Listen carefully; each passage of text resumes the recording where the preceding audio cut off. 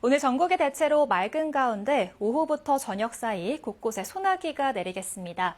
서울과 경기 내륙, 강원 내륙과 산지, 충남 북부와 전북 북부에 5에서 50mm가 예상됩니다. 지금까지 날씨 전해드렸습니다. 상호관세 유예 시한이 사흘 앞으로 다가온 가운데 구윤철 경제부총리가 31일 미국 베센트 재무장관과 담판하기 위해 오늘 출국했습니다. 김정관 산업부 장관은 미 협상단을 만나러 스코틀랜드를 찾는 등 총력전을 펼치고 있는데 우리 정부는 막판 협상에 조선업 협력 카드를 활용한다는 전략입니다. 오늘 서울의 낮 최고 기온이 37도를 기록할 것으로 예보되는 등 극한 폭염이 이번 주 내내 지속될 전망입니다. 올여름 온열 질환자 수는 지난해보다 2.5배 늘었고 간밤에도 정전이 속출하며 시민들이 큰 불편을 겪었습니다. 김건희 특검이 공천 개입 의혹과 관련해 윤석열 전 대통령을 오늘 소환했지만 불응하자 내일 오전 10시에 출석하라고 다시 통보했습니다. 해병특검은 VIP 경로설이 불거졌던 대통령실 회의에 당시 안보실장으로 참석했던 조태용 전 국정원장을 피의자 신분으로 소환해 조사하고 있습니다. 정부와 여당이 윤석열 정부가 낮춘 법인세 최고 세율을 3년 전 수준인 25%로 1%포인트 올리기로 했습니다. 상장 주식을 팔 때 양도소득세를 내야 하는 대주주 기준도 현재 종목당 50억 원에서 10억 원으로 되돌리기로 했습니다. 미국의 상호관세 부과 시점까지 이제 사흘 남았습니다. 구윤철 기획재정부 장관이 오늘 오전 미국 재무장관과의 성공적인 협상을 위해 출국했습니다. 구 장관은 관세 부과를 하루 앞두고 미국 재무장관과 최종 담판을 벌일 예정입니다. 김채린 기자가 보도합니다.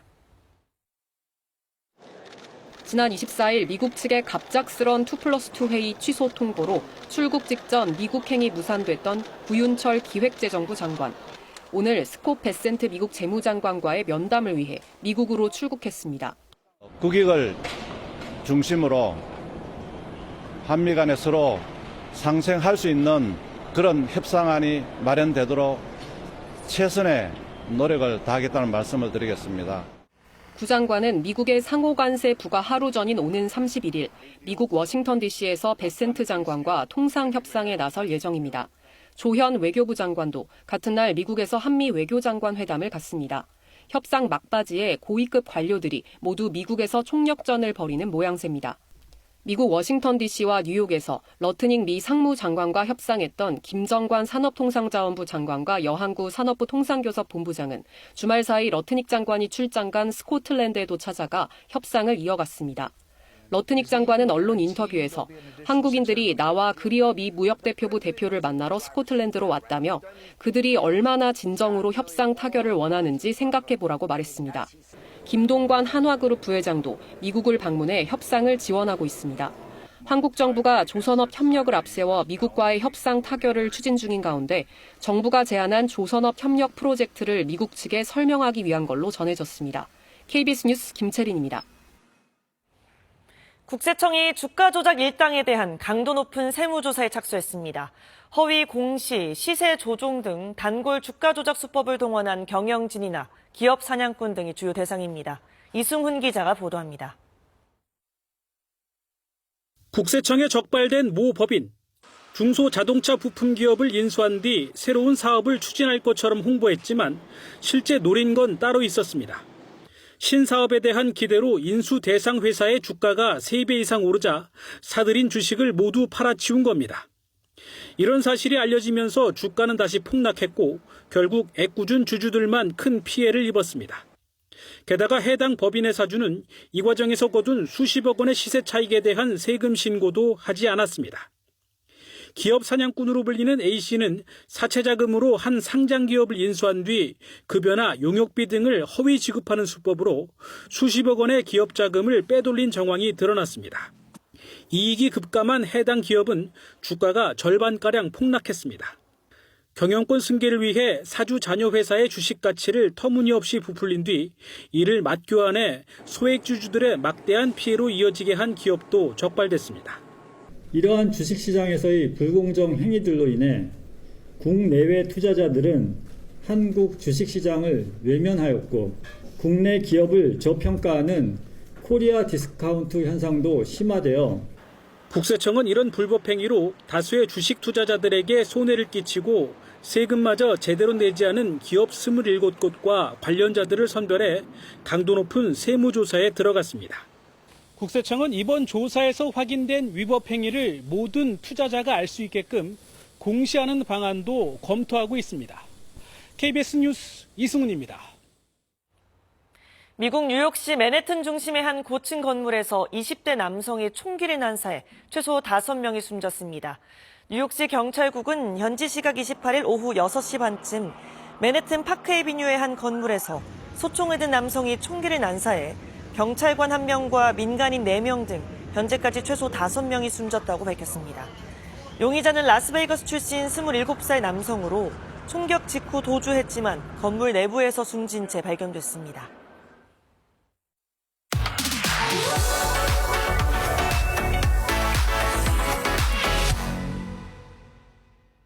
우리 인류 중 현재까지 마지막으로 인공지능 알파고를 이긴 분이죠.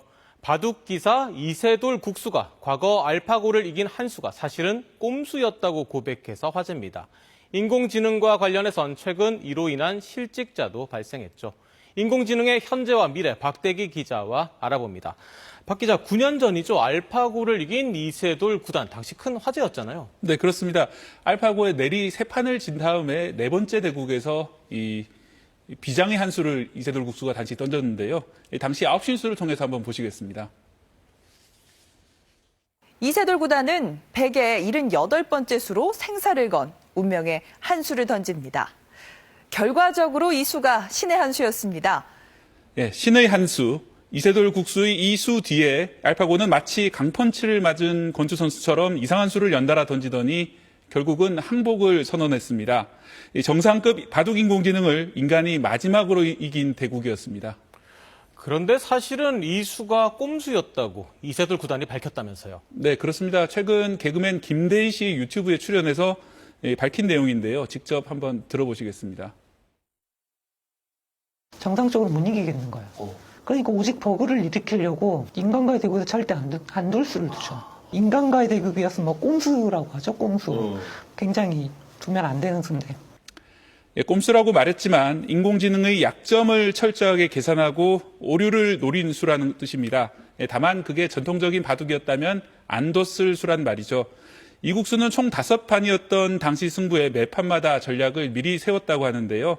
하지만 첫째 판은 너무 낯설어서 졌고 둘째 판은 정면 승부 끝에 실력으로 졌다고 말합니다. 세 번째 판부터 꼼수 작전을 짰는데요. 넷째 판 50수에서 100수 사이에 오류를 노린 수로 승부를 걸었고 그 작전이 통했다는 이야기입니다. 마지막 판은 다시 정면 승부를 해봤지만 깨끗하게 졌다고 쓸쓸하게 말합니다.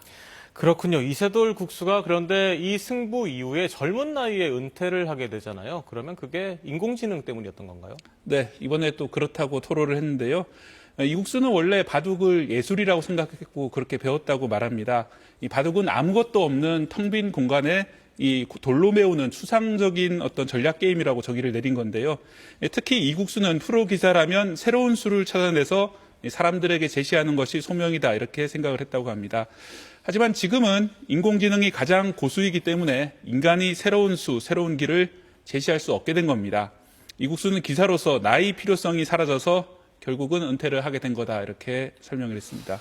네, 바둑계에서 일어난 이러한 일이 다른 분야에도 일어나지 말라는 법이 없는데 우려의 목소리가 나오고 있다면서요. 네, 그렇습니다. 특히 최근 장강명 작가가 먼저 온 미래라는 논픽션 책을 출간했는데요.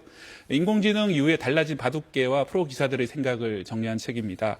네, 특히 인간의 무력감을 토로하는 그런 내용들, 인터뷰 내용들이 많이 담겼는데요. 문학도 앞으로는 인공지능이 주요 역할을 하고 인간은 보조적인 역할을 하지 않을까 이런 의구심도 담겨 있습니다. 기사들이 인공지능이 제시한 정석을 배워야 하는 것처럼 인간 작가들도 인공지능이 제시한 줄거리를 배워서 지금 보조적인 내용만 넣는 게 아니냐 이런 이야기인데요. 실제로 지금도 음악이라든지 영상을 만들 때 인공지능을 수시로 활용하고 있습니다. 그렇군요. 문학이나 우리가 일하는 저널리즘에도 실질적으로 인공지능이 도입이 될까요? 저는 개인적으로는 바둑하고는 좀 다를 거라고 생각을 하고 있습니다. 바둑이 오히려 좀 특수한 사례였다라는 분석도 나오고 있는데요. 물론 추상적으로 보이지만 이 바둑이라는 건 어디까지나 바둑판의 한정된 점으로 이 답이 나오는 그런 문제라는 겁니다. 구글이 바둑으로 먼저 승부를 봤던 것도 이 바둑이 보기와 달리 상당히 한정적인 문제였기 때문에 답을 찾기가 더 쉬웠다는 그런 분석입니다. 다만 인공지능을 자신의 작업에 다양한 방법으로 활용하는 것은 앞으로 늘어날 것으로 보이는데요. 벌써부터 몇 년 전부터 드라마나 영화 업계에서는 시나리오를 받으면 그걸 그대로 만들지 않고 미리 인공지능에 돌려봅니다. 어떤 대목에서 더 많은 시청자들이 감동을 받고 몰입하게 되는지 또 눈을 떼지 않는지 이런 것들을 미리 확인하는 겁니다. 그래서 요즘 드라마를 보면은 어디서 본 듯한 장면들이 많이 짝있게 돼 있다 이런 느낌도 많이 받으실 겁니다. 하지만 인공지능이 제시했던 여러 가지 이런 대안들을 최종적으로 선택하는 건 인간의 몫입니다. 인간과 인공지능이 서로 좀 결합하는 형태로 작업을 하는 것이 미래의 상황이 될 텐데요. 그럴 경우에 과연 저작권이라든지 윤리적인 문제는 없는지 이런 것들 좀 더 검토를 해봐야 될 것 같습니다.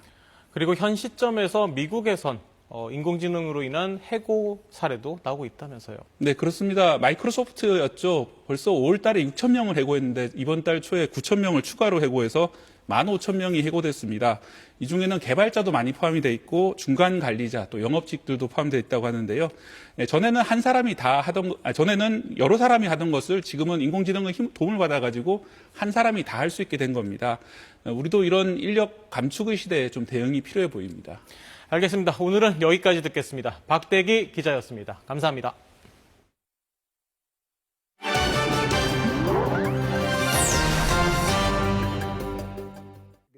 독일에선 고의적인 나무 독살 사건이 잇따르고 있습니다.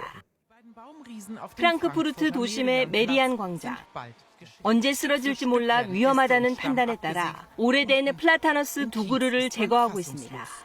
uns geschenkt haben die ganzen Jahre, nämlich den Schatten, eine bessere Luft auf der Berger Straße, Vogelgezwitscher, alles das ist weg und zwar unwiederbringlich. 60년 넘게 자란 이 나무들에서 얼마 전부터 이상 징후가 나타났습니다. 기둥이 갈라지고 잎이 마르기 시작한 겁니다. 조사 결과 나무 몸통 하단부에서 작은 드릴 구멍이 발견됐고 그 안에서 독성 제초제인 글리포세이트가 검출됐습니다. 고의적인 독극물 주입이 확인된 겁니다. die echt heftigst abgetötet wurden. Also nicht nur mit ein bisschen, sondern hier hat man die Leiche nochmal getötet. 주민들은 벌목된 나무를 기리는 행사를 열기도 했습니다. 독일에서는 이런 나무 독살 사건이 반복해서 발생하고 있습니다. 헤센주에서만 최근 4년 동안 80건이 보고됐고 베를린과 도르트문트 등 다른 도시에서도 유사한 일이 벌어져 대책을 주문하는 목소리가 커지고 있습니다. 수요가 줄고 있는 가운데 살아남기 위해 변화를 모색하는 한 병풍 전문점을 취재했습니다. 1946년 문을 연 병풍 전문점입니다. 수만 원부터 수천만 원까지 다양한 병품을 장인들이 직접 제작하고 있습니다. 해파리 그림이 그려진 이 병풍, 수족관에서 의뢰받은 상품입니다. 의자천과 무늬를 맞춘 병풍도 주문 제작합니다. ゴージャスな雰囲気にとか、後ろに屏風があると、そこが要は空間が作れる。 3대 사장인 가타오카 씨입니다. 갈수록 매출이 줄자 변하는 시대상에 맞춰 새로운 제품을 개발하려 애쓰고 있습니다. SNS를 통해 피규어 배경으로 병풍이 사용된다는 소식을 접하고는 피규어 크기에 맞게 다양한 크기의 병풍을 개발했습니다. 마그네틱 등을 붙여 집에서 가볍게 쓸 수 있는 작은 병풍도 만들었습니다. ライフスタイルに合わせて提案していくっていうことは今私がやるべきことかなと思います。 장인의 손끝에서 이어지는 변화의 노력은 전통이 생존하는 방식이기도 합니다. 캐비아가 중국 쓰촨성의 특산물이라는 사실 알고 계신가요? 전 세계 캐비아의 14%를 생산하는 쓰촨성 야안의 한 작은 마을을 소개합니다. 쓰촨성과 티베트를 잇는 318번 국도 휴게소. 철갑상어 모양의 대형 육교와 캐비아 체험센터가 있는 곳입니다. 쓰촨성이 전 세계 캐비아 생산량의 14%를 차지한다는 건 현지 주민들도 잘 몰랐던 사실인데요. 체험센터와 멀지 않은 곳에 대규모 철갑상어 양식장이 있습니다. 칭장고원에서 눈 녹은 물이 흘러오는 곳으로 차갑고 깨끗한 수질에서만 사는 철갑상어를 양식하기에 안성맞춤입니다. 주민들은 천혜의 자연 조건을 이용해 정부가 지은 공유 양식장에서 철갑상어를 키우기 시작했는데요. 양식에서 알채취, 포장까지 철저한 품질 관리 속에 생산된 스촨산 캐비아는 요즘 독일과 싱가포르 등지의 유명 호텔 식당에도 제공되고 있습니다. 프랑스 알자스의 한 놀이공원. 우크라이나에서 온 11살 막심이 공연을 즐기며 환하게 웃고 있습니다. Як тільки приїхав, спалось погано, тому що я стресував, скучав за батьками. А зараз вже все нормально, спиться нормально. 프랑스를 찾은 아이들은 모두 체르노빌 인근에 살고 있습니다. 체르노빌의 아이들이란 이름의 협회는 매년 여름 50명의 체르노빌 지역 어린이들을 프랑스로 초청해 여름 휴가를 보낼 수 있게 지원해 왔습니다. Qui a une diminution en moyenne de 30 jusqu'à 65% de la contamination radioactive, donc qui est due à l'alimentation qui est ingérée de manière chronique. Donc un séjour permet de 1990년부터 이렇게 여름방학에 프랑스를 찾은 체르노빌 부근 아이들은 1,500여 명 정도. 전쟁과 방사능 오염 속에 살아가던 어린이들에겐 잠시나마 전쟁을 잊고 건강까지 되찾는 여정입니다. KBS 월드뉴스입니다.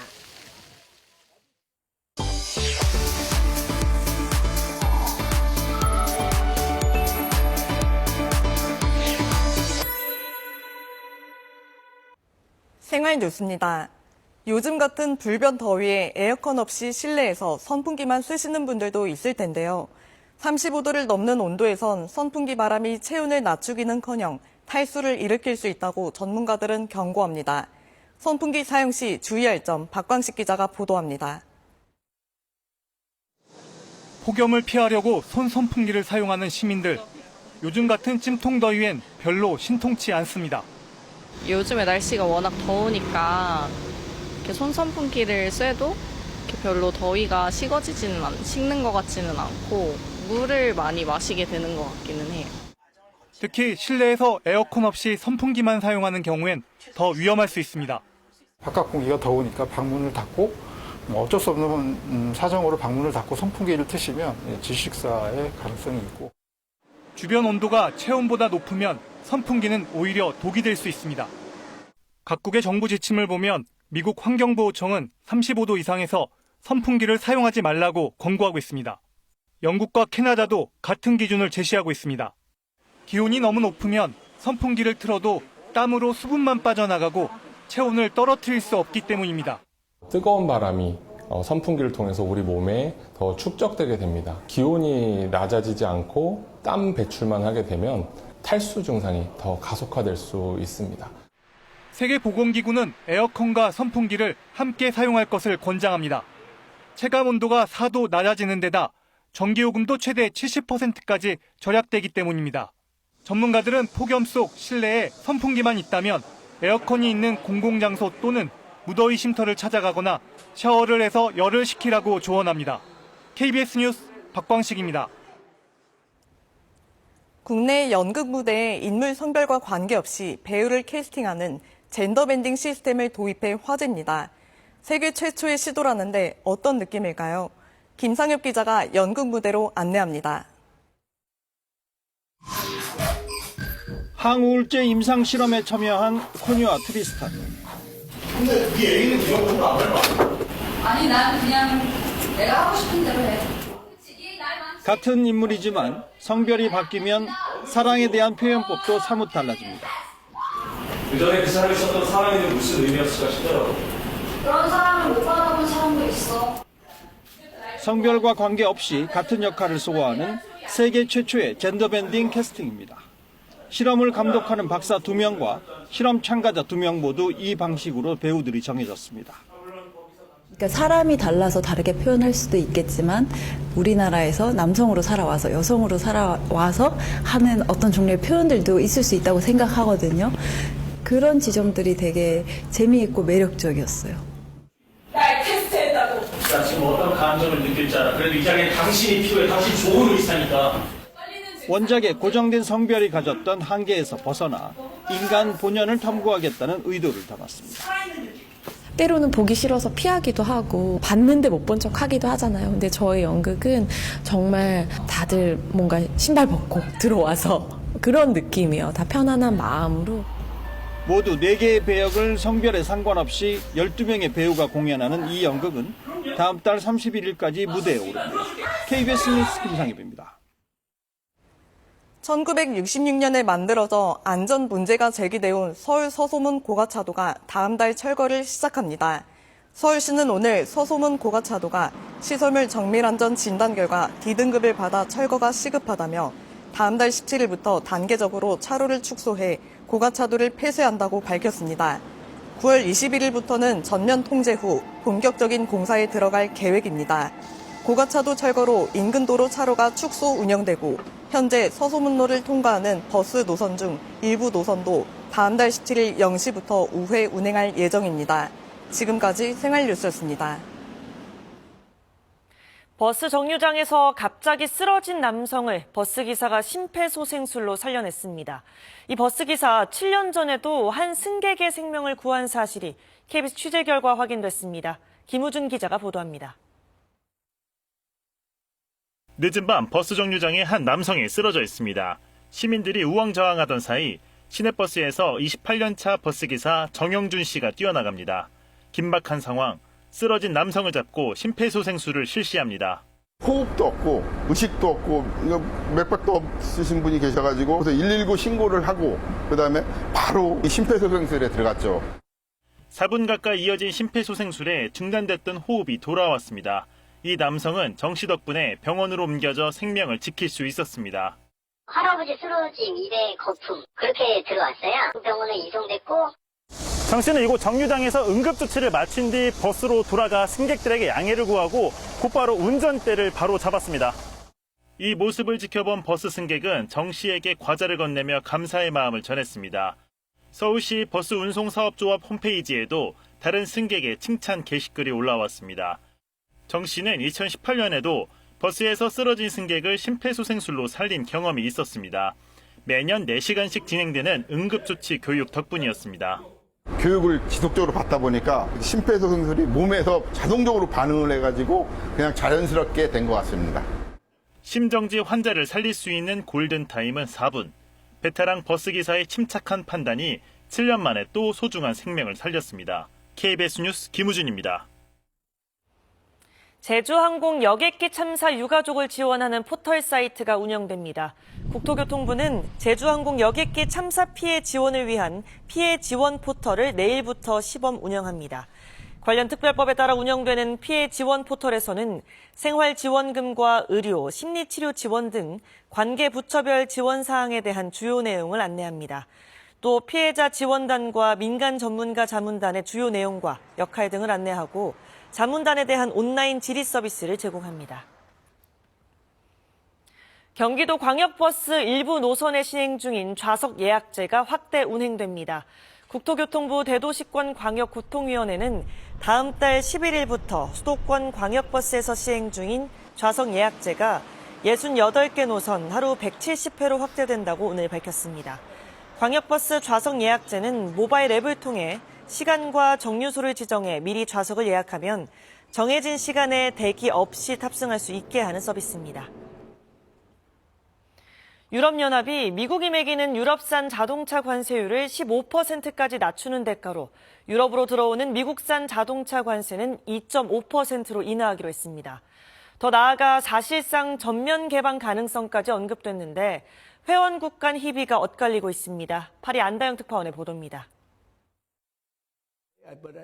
미국과 유럽연합 EU가 합의한 EU산 자동차 관세율은 15%입니다. 당초 미국은 기존 2.5%인 자동차 관세율을 지난 4월 27.5%까지 높였다가 최종 15%로 내렸습니다. 그 대가로 EU는 미국산 자동차 관세를 현행 10%에서 2.5%로 낮추기로 했다고 EU 집행위원회 고위 당국자가 밝혔습니다. 이 당국자는 또 아예 0%로 내릴 준비도 돼 있다고도 했습니다. 미국의 유럽 자동차 시장을 사실상 전면 개방할 수 있다는 뜻을 내비친 겁니다. 미국산 자동차가 낮은 관세로 들어오더라도 세계적 자동차 제조사가 많은 유럽으로선 큰 타격이 없을 거란 셈법으로 해석됩니다. 하지만 이미 미국의 유리한 불균형 합의라는 평가가 나오는 만큼 더 퍼준다는 비판을 피하긴 어려워 보입니다. EU 회원국 간 반응은 엇갈립니다. 자동차가 수출 주력 업종인 독일은 최악은 피했다며 안도하는 분위기입니다. sondern für unsere Kernsektoren geworben, für die Automobilindustrie, für Pharma, für Maschinen- und Anlagenbau. 반면 프랑스는 강하게 반발하고 있습니다. 항공산업은 무관세 합의를 이끌어냈지만 또 다른 주력 수출 업종인 화장품과 명품 부문은 관세 부과를 피하지 못했습니다. 와인과 증류주 또한 관세 면제 대상에 포함되지 않아 불확실성이 남아 있습니다. C'est un accord qui est déséquilibré et qui doit nous inciter à continuer à travailler au rééquilibrage commercial entre l'Europe et les États-Unis. 다른 회원국들은 최악의 무역 전쟁은 피하게 됐다며 다소 안도하는 입장을 내놨지만 EU 집행부의 사사건건 비판을